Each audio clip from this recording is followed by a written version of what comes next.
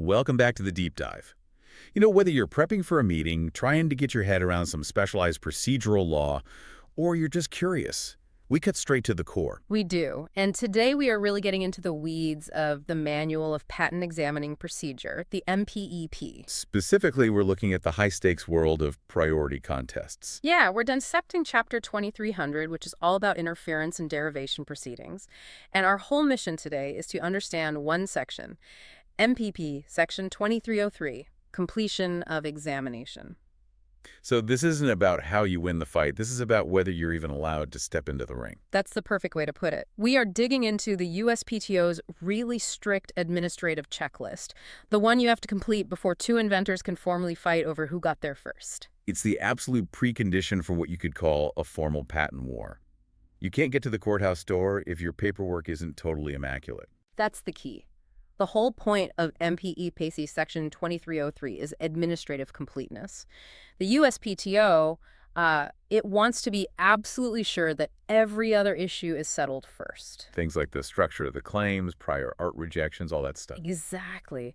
Only when all of those hurdles are cleared can the agency say, okay, now the fight is only about who invented it first. Okay, before we jump into the rules, let's just frame this. We should probably do the usual disclaimer. Right. The fine print. Yeah. So everyone knows, this summary was put together using some AI tools like ChatGPT and NotebookLM. It's all part of an educational series organized by our creative director, Mike Shepard. So big thank you to him. And of course, this is for general information. It's definitely not legal advice. Right. So for the authoritative guidance on the MPEP, you really need to go consult the official documents or, talk to a registered patent practitioner. Okay, so let's define the contest itself. When we're talking about these contested cases, we're mostly focused on interference proceedings. And those determine priority of invention under the old system, right? The Pre-America Invents Act or Pre-AIA First to Invent system. Correct. That's the system where if you and I invent the same thing, the USPTO has to figure out who proved an earlier invention date. Yeah, that's where you see citations to Pre-AIA 35 USC 102 G1. Exactly. And MPP Section 2303 gives us the absolute precondition for starting that contest. It says examination or reexamination must be fully completed for every single application or patent involved. So if the examiner hasn't finished their work, the interference it can't happen. It's a non-starter. So how does the office define fully completed? What does that actually look like for the claims? It comes down to what you could call the claim status test. Every single pending claim in the application has to be resolved into one of three final states. Okay, what are they? 1, it's allowed. 2, it's been finally rejected. Or 3, it's been canceled. So no in between. Nothing can just be pending. Nothing. If you've still got a non-final rejection outstanding or prosecution is still open, the application is seen as unstable. It's not ready for the contest. And why is that status so critical? Why can't the priority fight and the examination happen at the same time? It all comes down to the but-for clause, and this is really the key for you to grasp. Okay, the but-for clause. The rule says at least one claim has to be patentable, but for the contested case itself. Meaning the only thing standing in the way of that claim being granted is this other person's application. Precisely. If there's still an outstanding rejection, that claim might get killed for some other reason entirely before the interference even begins. That's a huge waste of time and resources. So it's a massive efficiency filter. Yeah. It ensures the dispute is purely about priority. It is. The MPEP is very clear that suggesting an interference too early just creates delay and a ton of uncertainty, unresolved rejections, pending appeals. It all just throws the priority contest into chaos. Right. Which brings us to the operational reality. The MPEP actually gives a couple of case examples to illustrate these headaches. Let's take the first one, the problem with unrelated rejected claims. Yeah, this is a classic procedural knot. So imagine you're the applicant, you've got claim A, and the examiner has allowed it. This claim covers invention A, which is exactly what your rival has claimed. So that part is ready. Okay. But your application also has claim B for a completely separate invention B.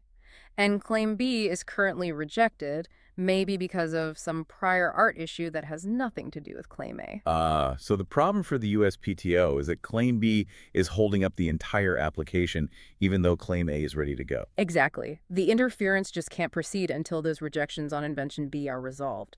The office needs a clean application that's ready to issue, with the only question left being priority. So what's the solution?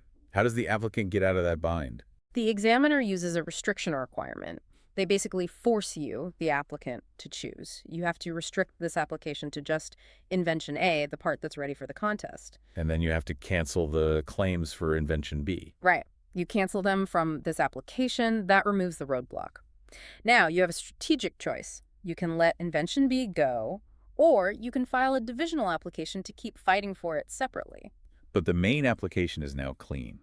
It's ready for the interference on invention A. You got it. It puts the burden on the applicant, but clears the administrative deck for the priority contest. Okay, so let's look at the second example.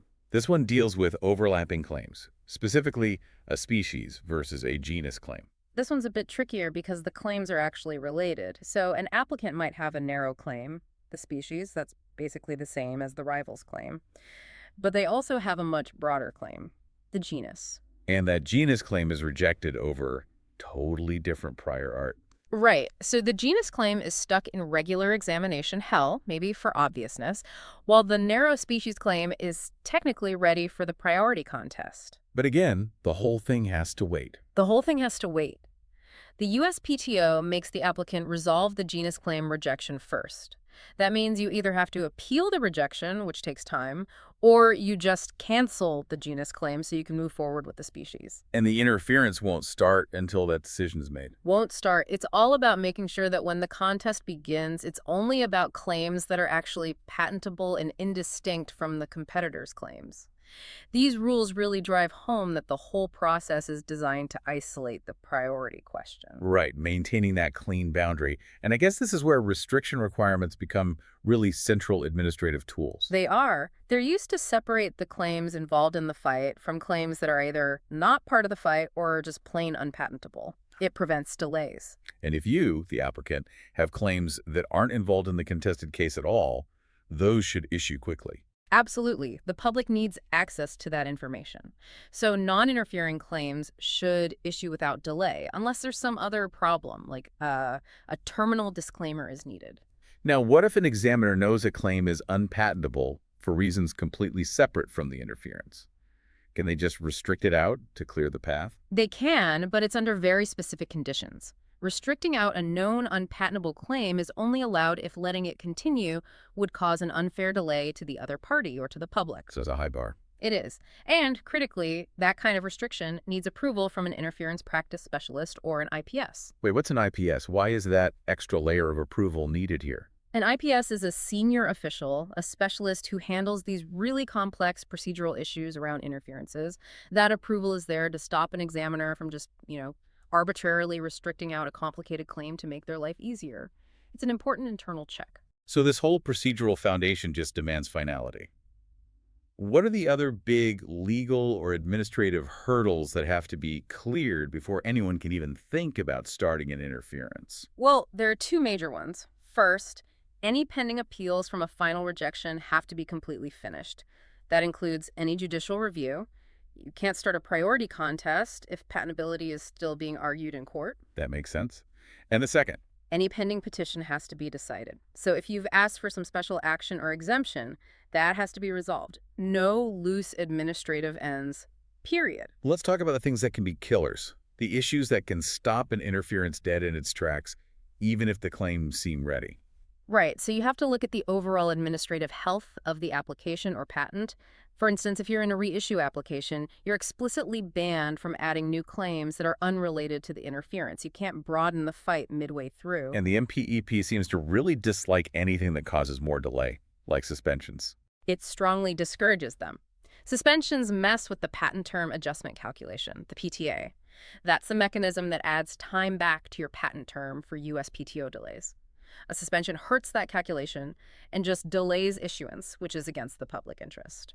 And beyond all the examination issues, what are some of the other critical administrative details that have to be settled first? The things that go to the very legal existence of the patent itself. Yeah, if the legal status of the patent is shaky, you can't proceed. We're talking about foundational issues like an expired patent. If it lapsed because you didn't pay maintenance fees, well, there's no legal basis to interfere with it anymore. What else? Things like pending disclaimers or critical corrections like a change in inventorship. I mean, if you don't even know for sure who the inventor is, how can you start a priority contest over it? So if you were to synthesize all of MPP Section 2303, What's the core message for someone in patent practice? The message is crystal clear. The USPTO treats determining priority as this sacred, resource-intensive legal battle, but it will only fight that battle on stable ground. This section demands that every single administrative, procedural, and substantive issue gets settled first. And that structure minimizes delay and ensures fairness. It does. And most importantly, it prevents conflicting outcomes between examiners, the board, and the courts. When an interference is declared, with certainty, the only question left is, who invented this first? That level of thoroughness really preserves the integrity of the system. It makes the priority dispute a pure contest of fact, not some bureaucratic mess. It is the absolute foundation for procedural integrity. Fantastic. So we've established the critical steps before an interference is even declared.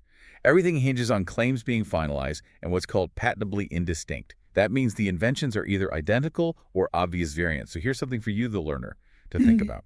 We didn't really get into the fight itself. Once the contest is declared, what are the fascinating legal details that define whether two inventions are just obvious variants of each other? And what's the burden of proof? How do inventors actually prove their date of invention to win? That procedural battle, with evidence of conception and reduction to practice, that's a whole other deep dive. We'll leave that one hanging in the air for you to explore. Thanks for diving deep with us into the MPEP today. Until next time.